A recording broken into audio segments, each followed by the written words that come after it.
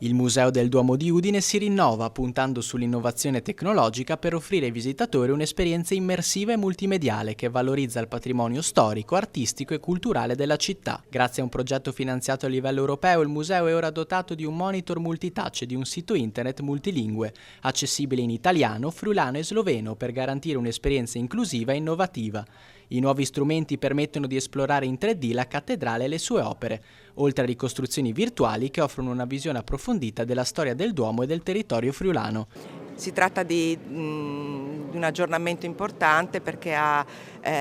sia dal punto di vista delle immagini, dei contenuti che sono stati aggiornati attraverso le ricerche e gli studi che sono stati fatti in questi ultimi anni,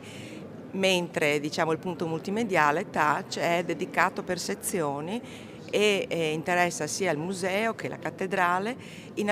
per argomenti. Il percorso espositivo si arricchisce di contenuti che abbracciano la storia del Friuli tra Medioevo e Rinascimento, con approfondimenti dedicati al patriarcato e al patrimonio artistico locale. Particolare attenzione è riservata all'aspetto didattico, con materiali pensati per le scuole e per chi desidera scoprire le radici culturali della regione. Abbiamo un QR code presente che può essere scaricato immediatamente dal visitatore, che può condurre la visita anche in autonomia e quindi affrontare dettagli, informazioni sulle opere, quelle che sono anche le descrizioni degli apparati